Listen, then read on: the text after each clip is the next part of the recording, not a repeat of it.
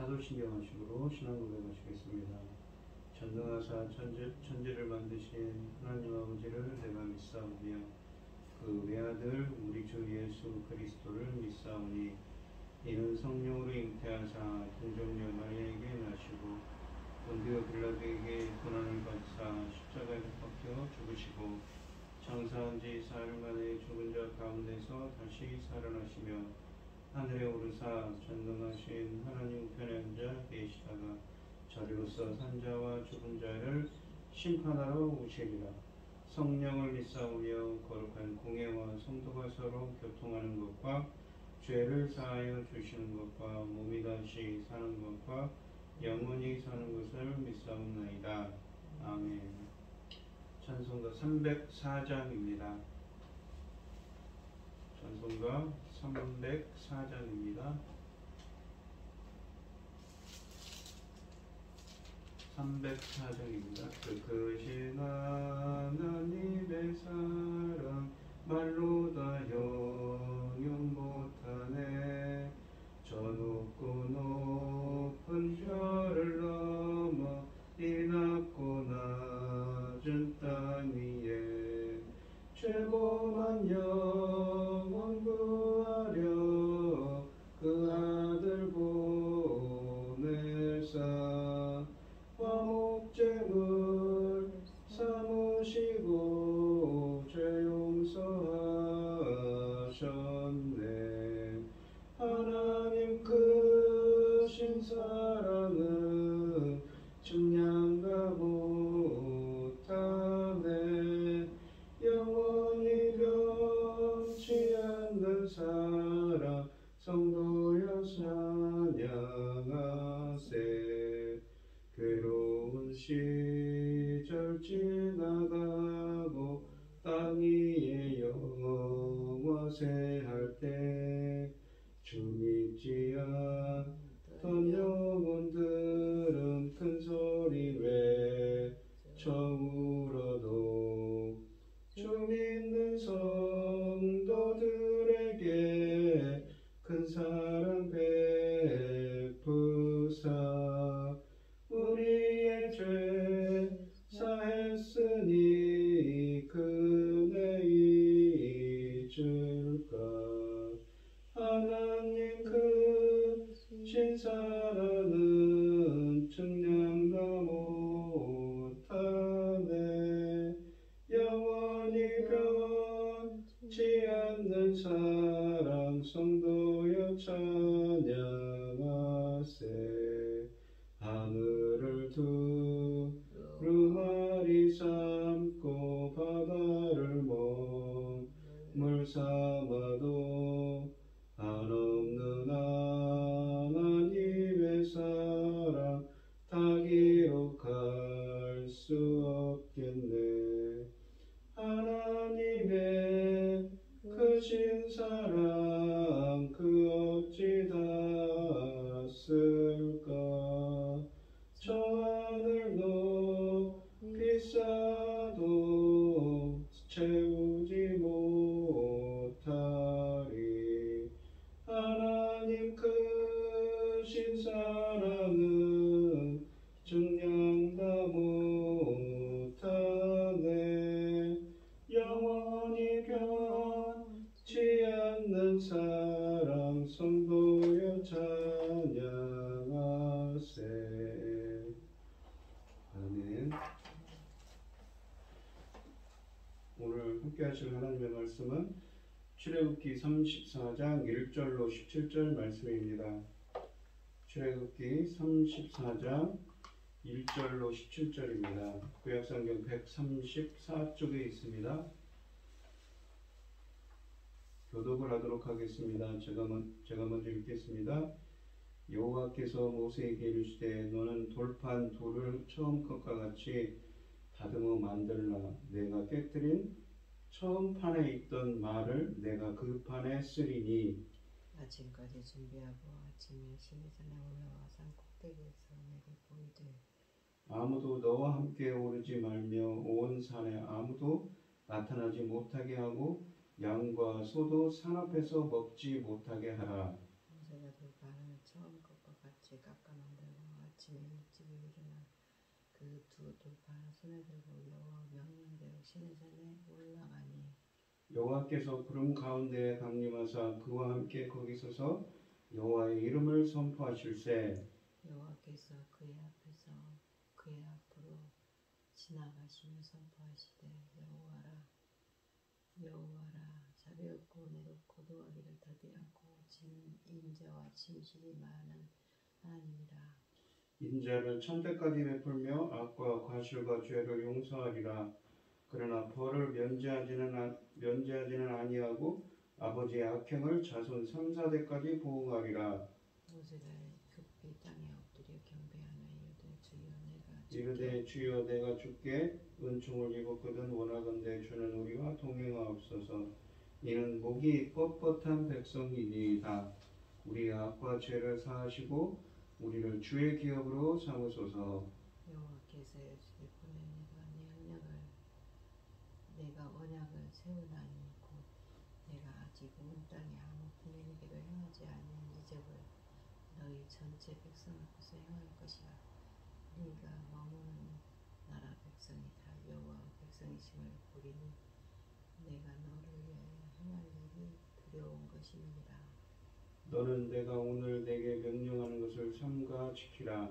보라 내가 내 앞에서 아모리 사람과 가나안 사람과 헷 사람과 브리스 사람과 히밋 사람과 여부스 사람을 쫓아내리니 너는 스스로 삼가 네가 들어가는 땅의 주민과 언약을 세우지 말라. 그것이 너에게 올무가 될까 하노라.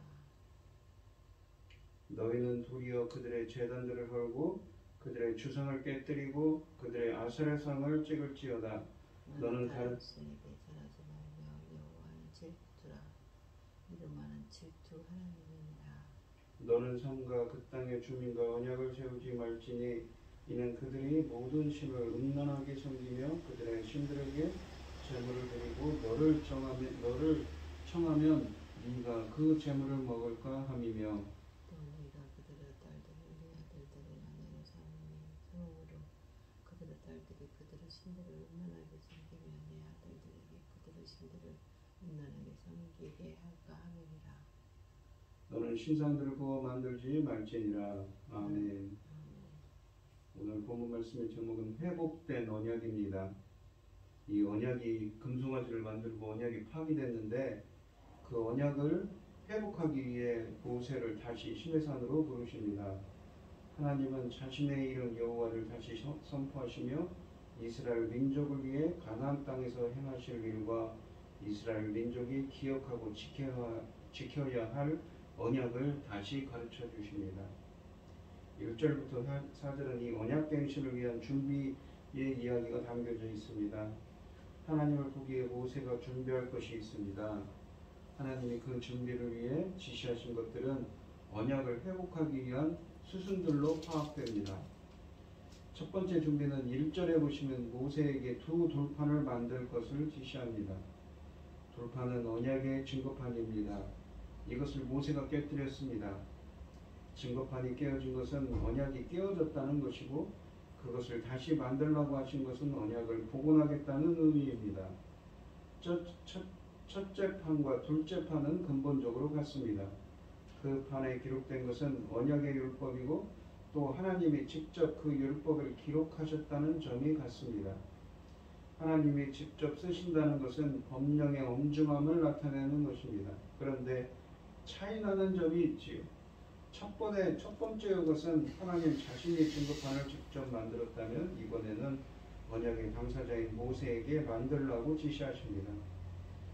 또한 2절에서 보시면 두 번째로 해야 할 것은 여호와를 만나기 위해 준비하고 아침에 시내산에 올라 산 꼭대기에서 자신에게 보이려고 하십니다. 모세는 여호와를 만날 준비를 해야 합니다. 어떤 준비인지는 명확하지 않지만 이전에 이스라엘 백성이 준비한 것을 참조할 수가 있습니다. 전에 시내산 아래에서 이스라엘이 여호와의 임재를 기다리면서 3일 동안 자신들을 성결케 하고 옷을 빨았습니다. 여호와를 뵙기 위해 깨끗해야 함을 나타낸 것이었지요. 또한 산 꼭대기는 하나님이 임재하시는 장소입니다. 이 보이라라는 말은 이 서다라는 의미를 담은 이 나차브라는 히브리어입니다.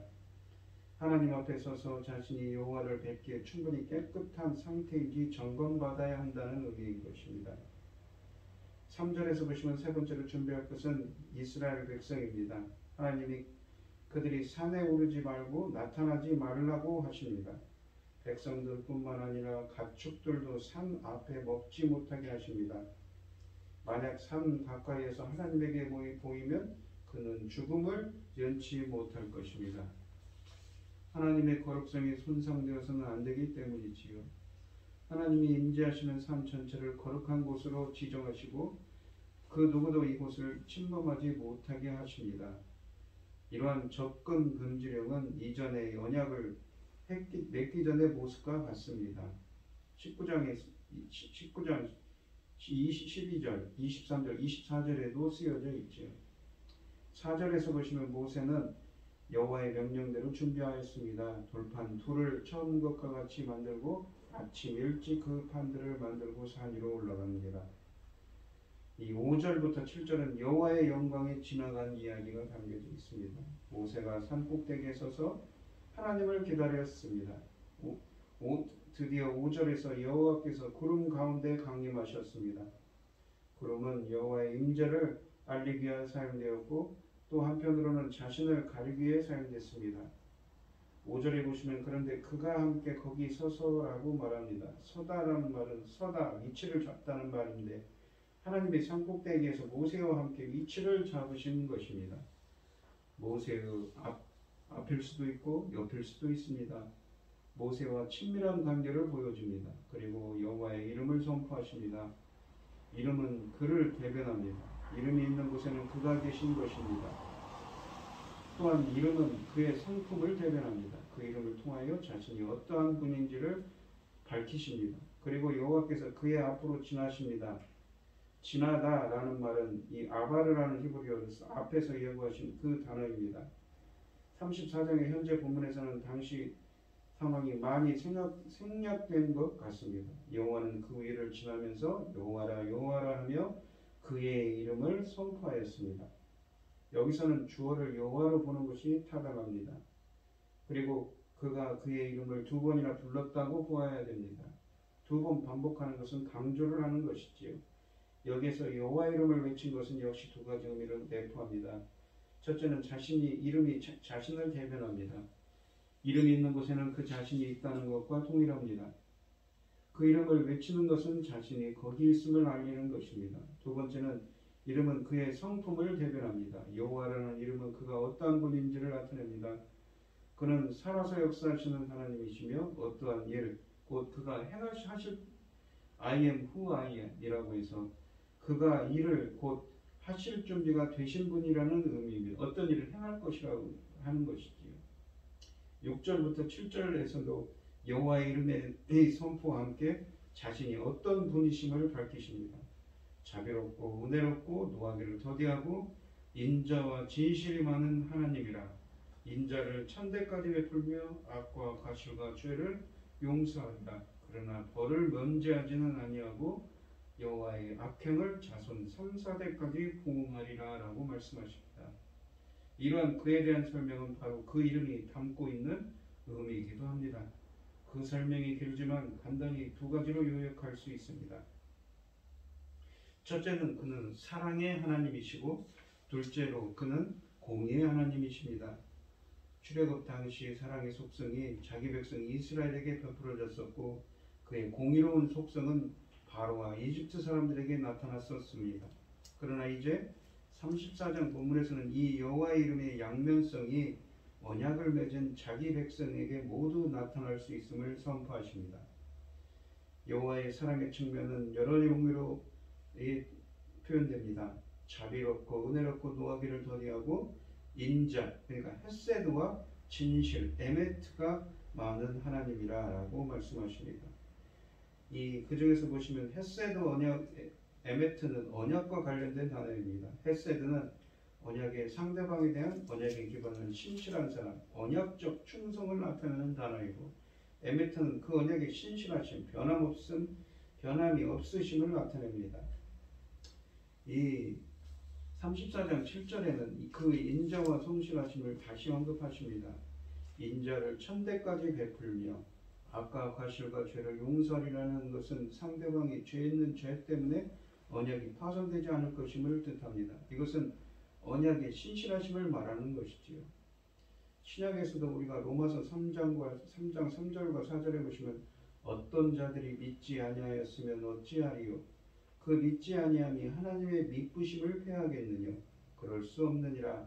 사람은 다 거짓되되 오직 하나님은 참되시다 라고 말씀하십니다.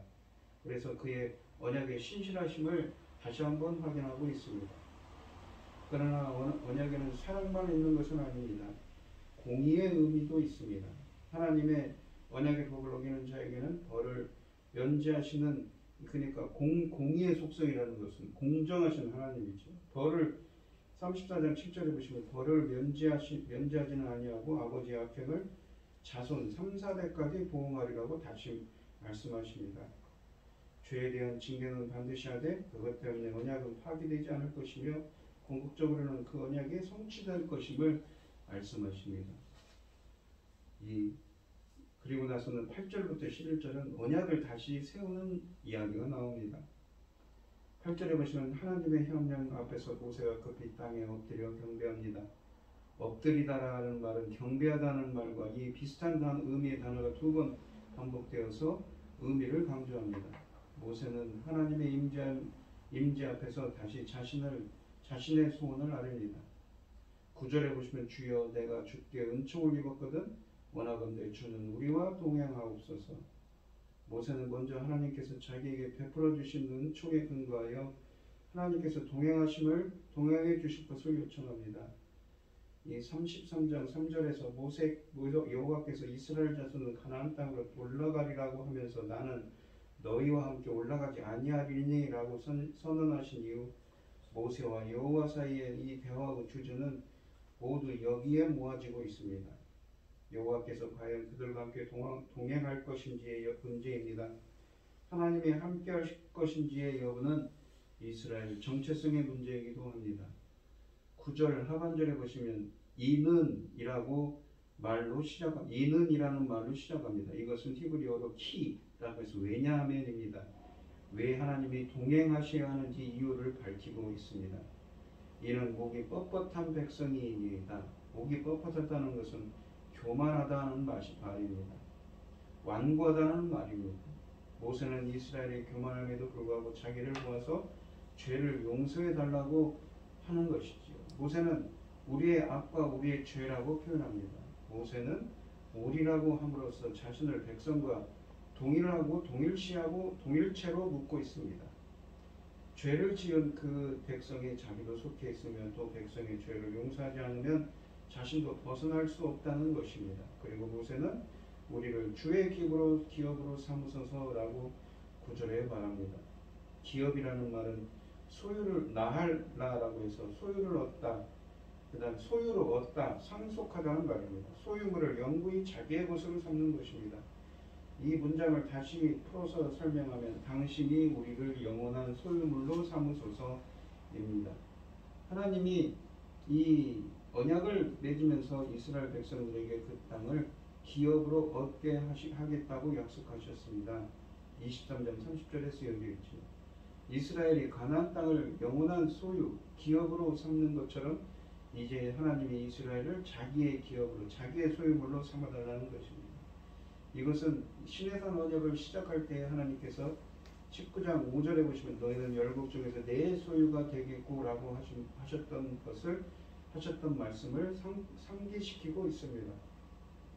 앞에서는 백성이 범죄한 후에 하나님의 백성을 배제하고 모세 한 사람으로 나라를 만들겠다고 32장 10절에 말씀하셨고 하셨는데 모세는 다시 자기는 백성과 하나님을 강조합니다. 백성을 제외한 자신만이 하나님의 기업이 될 수 없다는 것입니다. 드디어 하나님이 모세의 간청에 대답해 주십니다. 그 대답은 보라라는 말로 시작합니다. 중대한 발표를 하기 위해 주의를 환기시키는 것입니다. 10절에 보시면 보라 내가 언약을 세우나니 라고 말씀을 시작합니다. 앞에서 맺었던 언약이 파괴되었었는데 하나님은 다시 언약을 세우시겠다고 합니다. 이 말씀은 모세의 간청을 허락하신다는 의미입니다.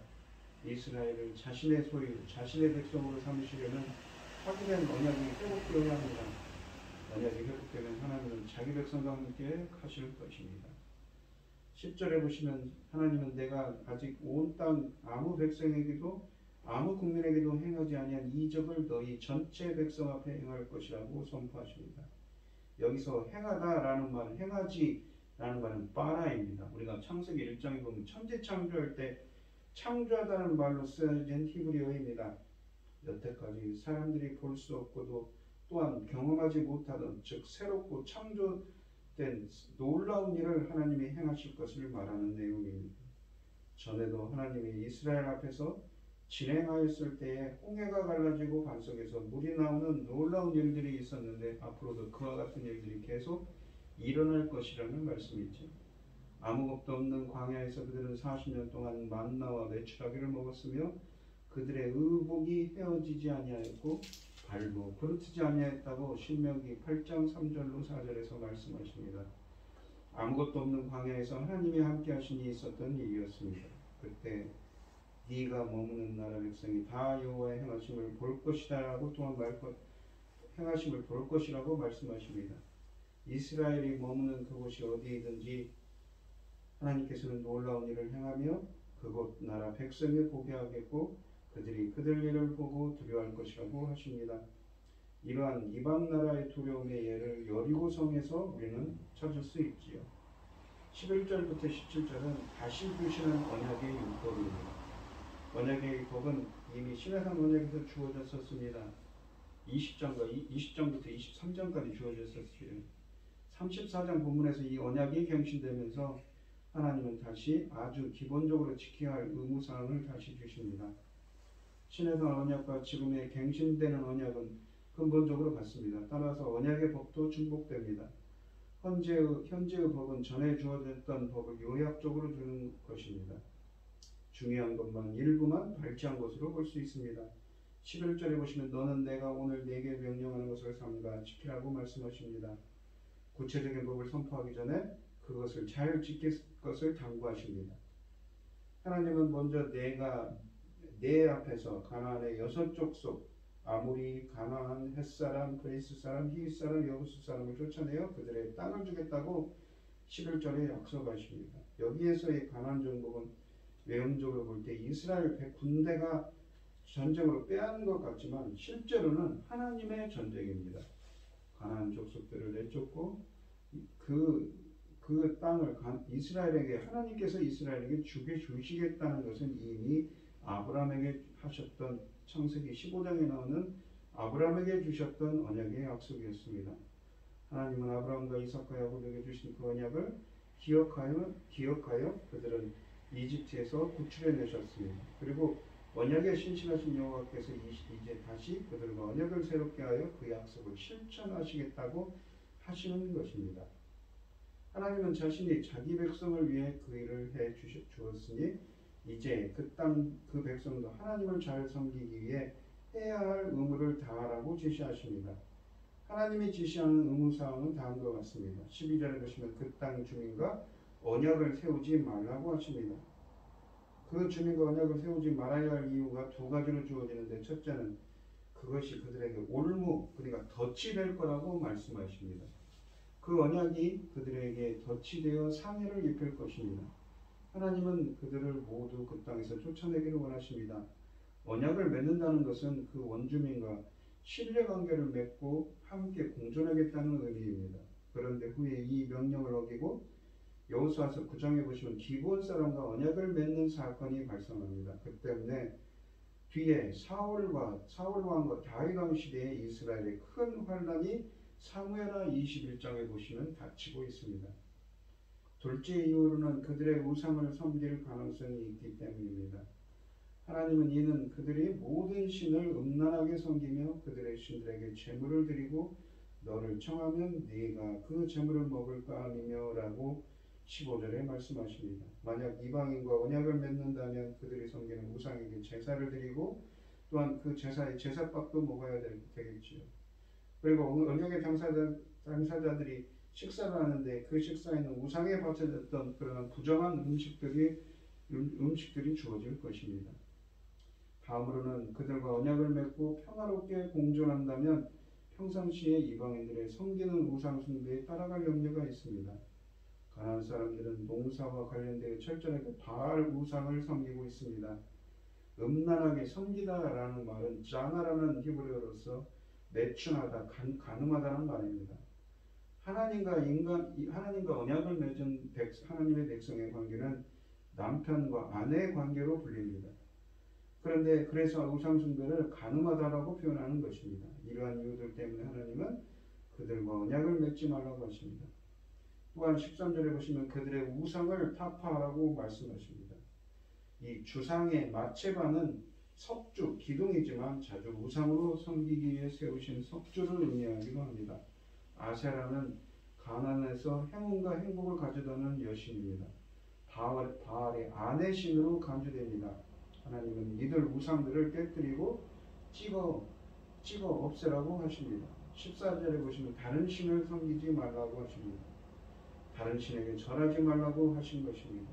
다른 신을 섬기지 말라는 첫 계명, 10계명의 첫 계명에 해당합니다. 14절 하반절에 보시면 여호와는 질투라, 이름하는 질투의 하나님이십니다. 아까도 우상 숭배를 이 간음한다는 표현을 썼는데 질투의 하나님이라는 표현도 같이 이 하나님의 백성들, 언약 백성인 이스라엘과 하나님의 관계는 남편과 아내의 관계인 것처럼 이 다른 신을 섬기는 것을 질투로 표현하는 것입니다. 이방 여인과 혼인하지 말라고 16절에 말씀하십니다. 이방의 딸들을 내 아들들의 아내로 삼지 말라고 하십니다. 만약 이방 여인들을 데려오면 이스라엘 남자들이 그 여인들의 신들을 음란하게 섬기게 될 염려가 생긴 것입니다. 하나님은 언약에 의무정을 넣어 이러한 불행을 미리 방지하고자 하십니다. 나중에 솔로몬 왕이 그러한 일을 행해서 이스라엘이 둘로 갈라지는 비극의 시초가 되었지요. 또한 17절에는 신상을 만들지 말라고 하십니다. 10계명의 제2계명에 해당하는 것이며 신의 산 아래에서 이스라엘 백성이 행한 범죄의 범위에 해당합니다. 신상이라는 말은 금속을 주저하여 만드는 우상을 가리키는데 우리가 32장에 보시면 금송아지가 대표적인 것입니다. 이상의 것들은 언약을 다시 체결하는 장면에서 하나님께서 요구하시는 가장 기본되는 그들의 의무입니다. 이상의 모든 명령은 오직 하나님만 섬길 것을 강조하는 것입니다. 그것만이 언약을 지키는 것입니다. 오늘 본문 말씀을 보시면 이스라엘이 시내산에서 이 언약을 맺었는데 금송아지를 만들고 그 언약이 깨졌습니다. 언약이 깨어졌지. 근데 하나님께서는 이 모세의 중보기도를 들으시고는 그 하나님 뜻을 돌이켜서 하나님과 맺은 언약의 갱신을 다시 맺고 계십니다. 언약을 갱신하고 계신 것이지. 왜냐하면 언약이 깨어졌기 때문에 그렇습니다. 하나님은 언약을 갱신하심으로써 파기한 그들을 다시 자기 백성으로 맞아 주십니다. 앞으로 언약은 자주 갱신됩니다. 대표적으로는 모압 땅에서 주신 이 신명기는 이 가나안 땅에 들어가기 한 달 전에 주신 출애굽 2세대에게 주신 언약 갱신, 신명기에 나오는 모압 언약이 지어지지요. 또한 이 여호수아서 24장에 보시면 세겜에서도 언약의 갱신이 이어집니다. 뭐냐면 이 가나안 이 2세대들에게 들어갑니다. 수십 년 가나안 땅에 들어간 사람들이 수십 년 후에 언약 갱신을 행하지요. 또한 사무엘상 11장 15절로 12장 10절에 보시면 길갈이라는 곳에서도 언약의 갱신의식이 벌어집니다. 또한 회복할 수 있도록 다시 기회를 주신 것입니다. 하나님은 이스라엘이 언약을 파기하고 우상숭배를 저질렀음에도 불구하고 처음과 동일한 은혜를 주시기에 모세가 준비한 돌판 위에 하나님의 언약을 새겨주십니다. 혹시 우리 자신에게 크게 실망하고 좌절해야 되는 일은 있지 않은지, 우리는 자신을 자비롭고 은혜롭고 노하기를 더디하며 인자와 진실이 많고 인자를 천대까지 베풀며 악과 과실과 죄를 용서하는 분으로 주님은 자신을 선포하십니다. 우리가 그럴수록 비록 나 자신이 한없이 부족하고 연약한 존재이고 나 자신에 실망하고 좌절해 있을지라도 우리가 하나님께 기도의 손을 내밀기를 바랍니다. 그럴 때 주님은 우리를 일으켜 주시는 그 하나님의 은혜를 체험할 수가 있는 것이지.